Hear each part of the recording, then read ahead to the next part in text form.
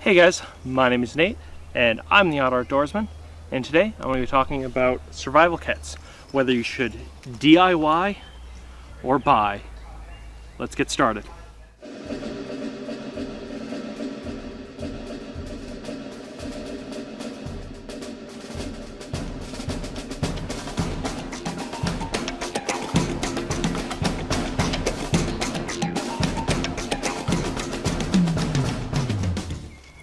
Okay guys, so in this video I'm going to be discussing whether you should DIY or buy a survival kit, and I'm not really going to try and sway you one way or the other, though I am a little biased towards buy. Just give you a little heads up on that. But I'm not going to try and sway either one way or the other, but I'm going to give you some of the facts between it. Okay, so let's start with DIY, building your own survival kit. Now, what are the advantages of building your own survival kit? Well, you know what's in it. You know what products are in there. You know around where they are.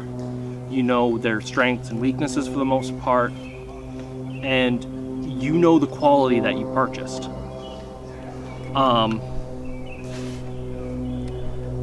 Having a kit like this, you can choose what container it's in. Like if it's in a Vargo butt, or if you're gonna put it in a plastic bag, if you're gonna put it in a backpack, or if you're gonna put the bottom of a backpack. You can figure out how you're gonna rig it to your system, how you're gonna rig it to your kit. And you can make it as big as you want, or as little as you want. Having these, it gives you complete control. Making it has its advantages. Some of the other benefits is you can pick some of the best quality stuff. However, there are some downsides to making your own kit. Price. Yes, you can budget it. I have made a budget survival kit. I'll put a link in this video. And I've already previously shown it. It was one I made at Walmart for 20 bucks. This one cost me, I'm lowballing this, about 200 bucks over the course of a year to 2 years. This one is complex and will save my life. $20 kit probably will help. But the other downside of this is because I purchased everything, if I need smaller stuff in here, you have to buy the whole kit. You have to buy a whole box of something to put maybe one or two items in here. Like I have coffee. Or I have coffee in here. I had to buy an entire box of instant coffee to put in here, which is fine. I use it for camping anyways. But I had to incur that entire cost. Now, that brings me to my next point, or next part of it. Buying a kit. This is one of the kits I chose, one of the best ones I found when I was buying online. The benefit of these is these are on the cheaper side. A kit like this, about 40 bucks, as opposed to a $200 kit. You don't have to go out shopping for the different parts that are in there. You can just, most everything's already in here. These are still moddable. I mean, you can still make changes to them. It's not as easy, but you can make changes to it. You can take out things, add things in. Usually these tend to be a little bit more compact, because they kind of pick things to fit into a size, but you can do that too. But some of the downsides of these is, while yes, they're cheaper, you don't always know what's in. You don't know the quality of everything in there unless you test it out first.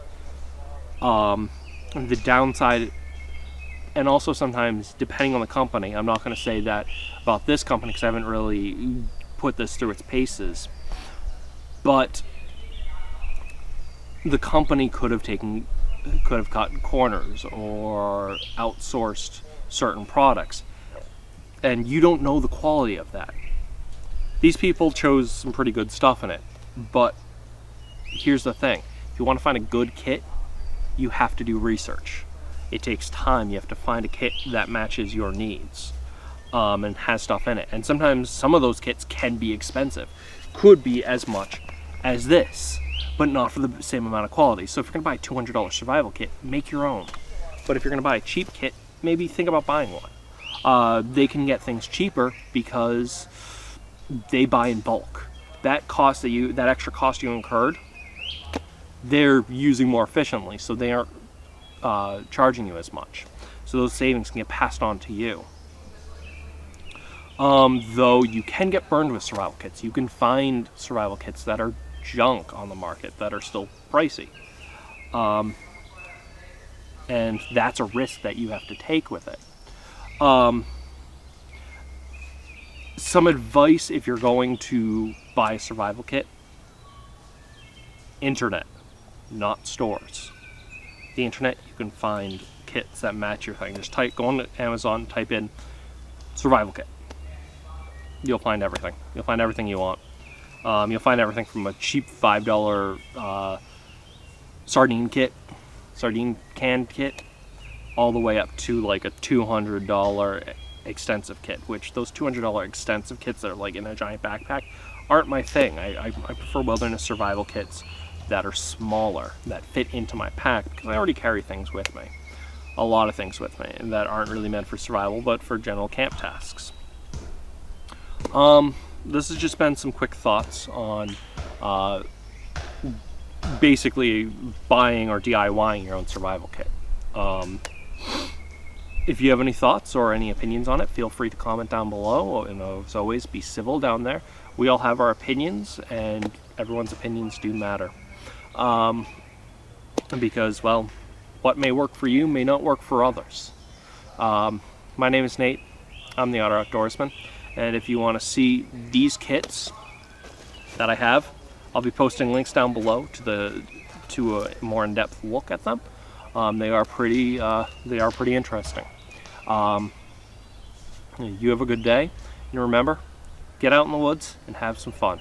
But be safe, everyone. See ya.